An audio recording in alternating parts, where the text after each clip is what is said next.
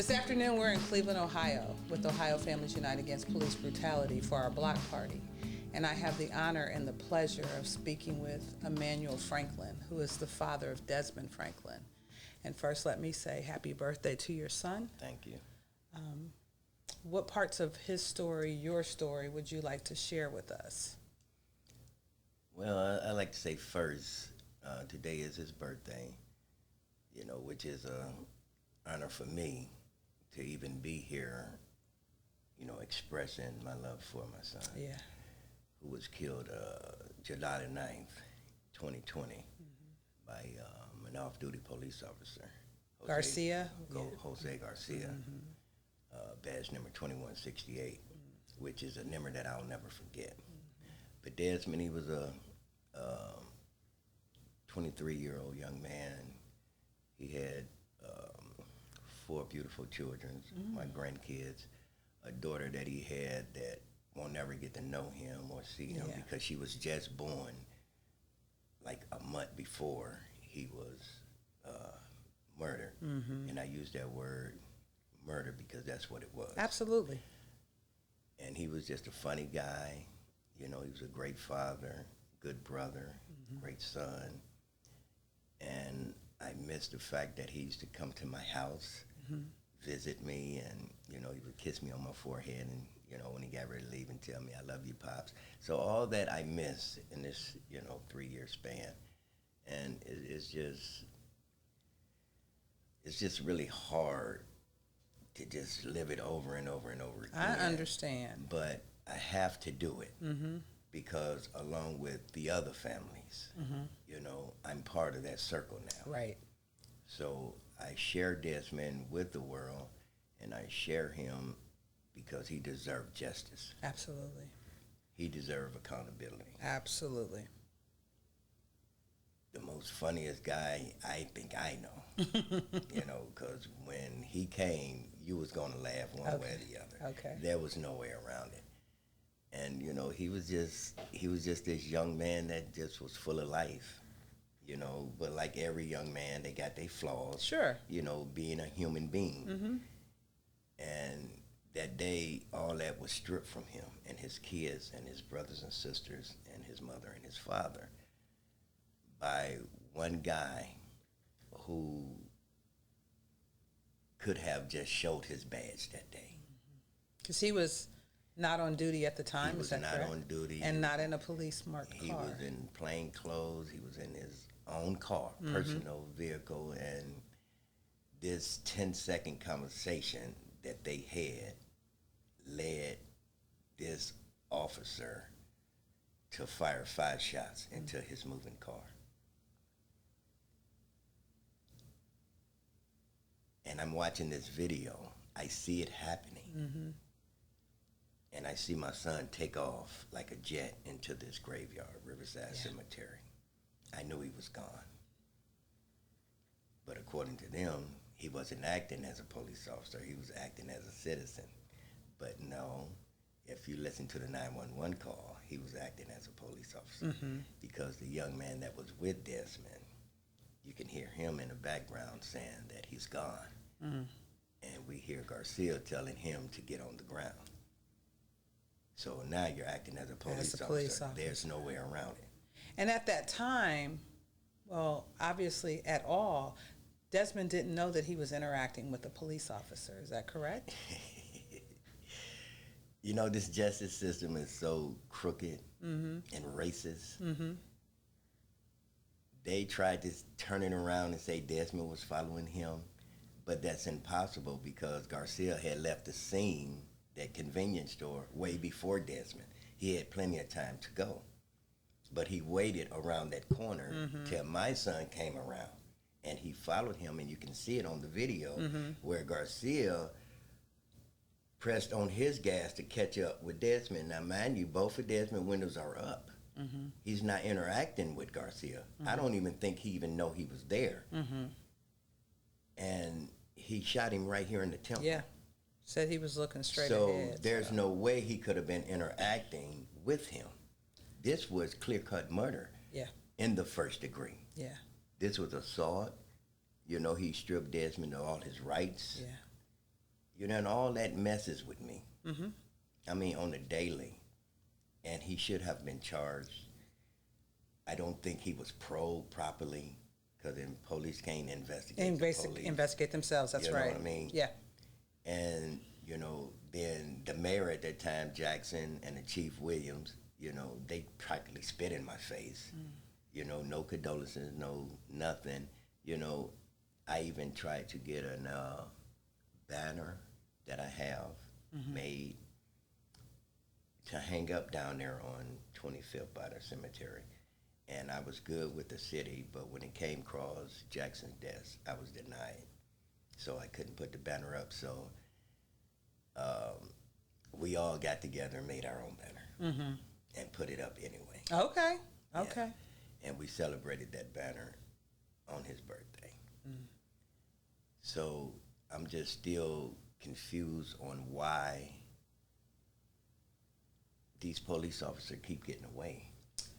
In your son's case, did they ever say what the threat was? Because in the article, and I tread lightly when I read those articles because I know that they're slanted so that we believe that your son was this horrible person who the police officer was scared even though he wasn't on duty.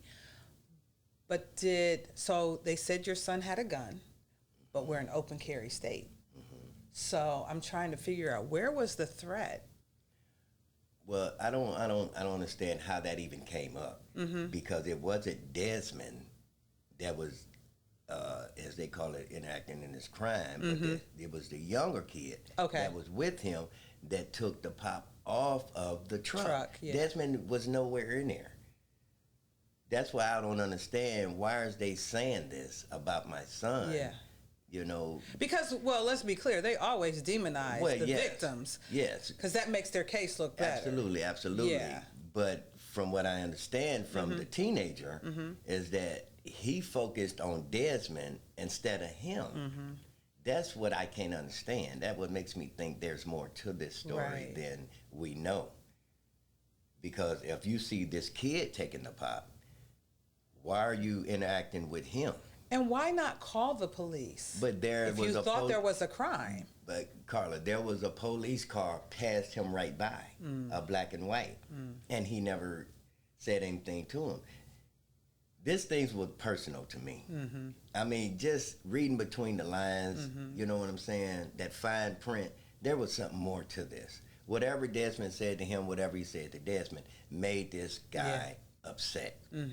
You see what I'm saying? Because if you look at the video at the convenience store, you can see Garcia pull off real fast. So now I know he's upset. Yeah. Right? Okay. So we're thinking he's gone, but he's around this corner. Waiting. They say he's waiting at the light. Well, I went down there and I timed the video of him leaving and I timed see how long the light take to leave. I mean, to change. Well, he had plenty of time before Desmond came through Wendy's. He had plenty of time to go. So that lets me know he was waiting on my son. And he was going to get revenge for whatever that conversation was about. Exactly. You see what I mean? But to let off 5 rounds, right? Yeah.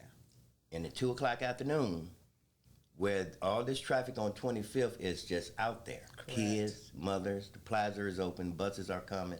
These bullets could have went anywhere. And he did not care whether Desmond sped off and crashed wherever. He didn't care.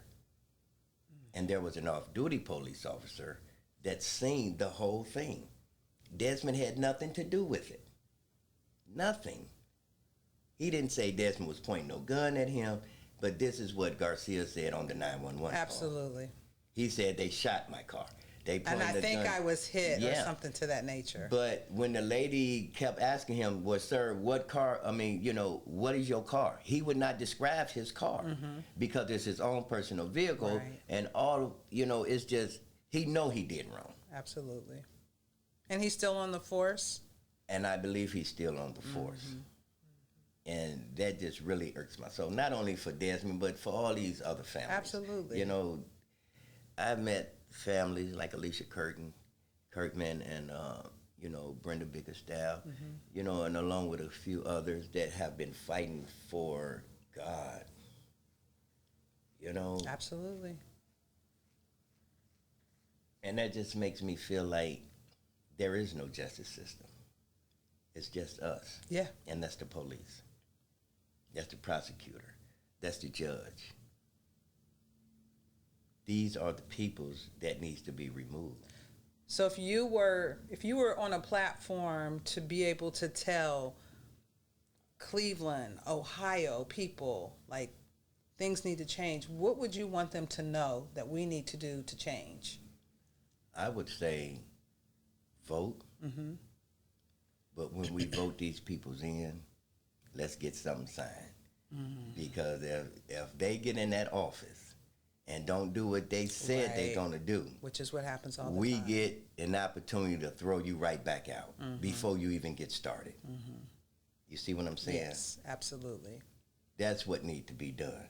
When we elect these judges, these prosecutors, these mayors, all these peoples, we need to have something in writing promising that this is what's going to happen if this takes place, if that takes place. You see what I'm saying? Mm-hmm. Mm-hmm. And then we have an opportunity to choose the right person. Yeah. That's the key piece. We got to know who we're voting into office. Well, everybody, we can't vote for just a party. Everybody come in with a smile. True.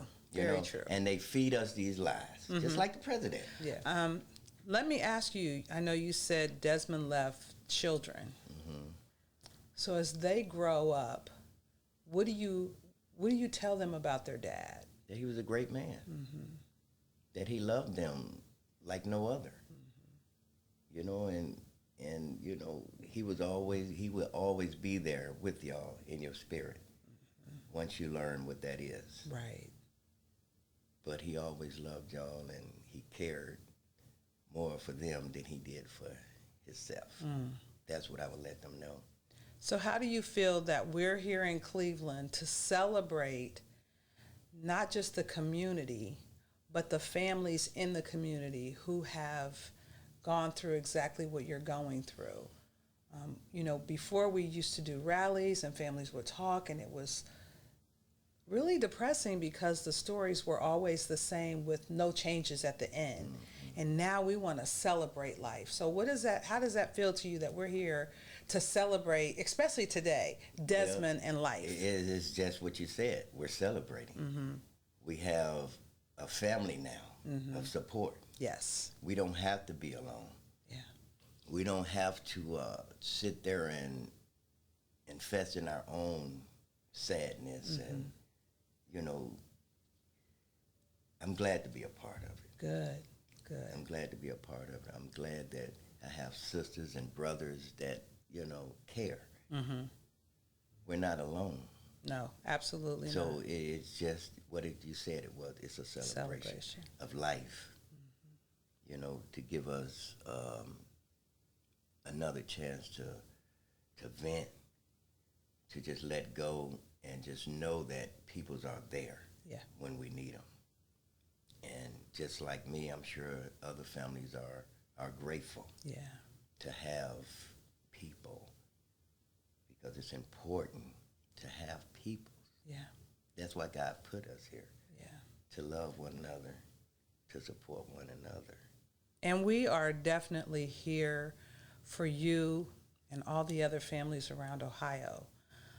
We are a phone call away. We are a shoulder away.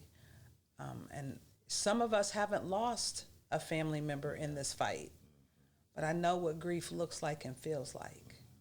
And to be able to be there and hold your hand or listen to what it is you have to say, that's the piece that's important. Yes. To allow you to share your story. It's a beautiful story about your son before he was murdered. Yes. And so I think it's important that Ohio and beyond knows that Desmond is not just a hashtag. Yes. Desmond was your son, who was a loving, funny guy, a dad. And so those are the pieces that I think are worthy of sharing with people. We could read the story and we know what the slant is, but I want to know who Desmond was from your heart. Yeah. And today you shared that with us. So I'm excited that we're able to celebrate his birthday today with you all. And thank you. It's just one of those things, where you want to fight and you don't want to fight.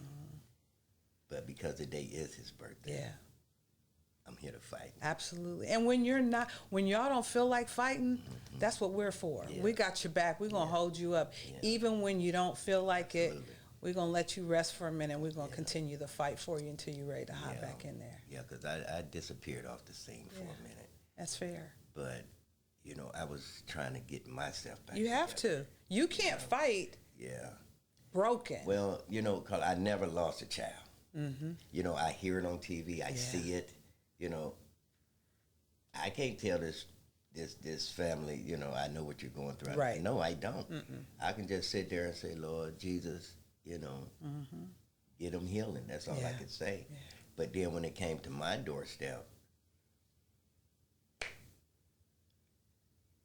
a different thing. And I understand. It was I don't a blow understand. that I never received. Yeah. Now, I fight with the devil all the time because I'm not going to let him win. Yeah. But when my son left this world, or this earth,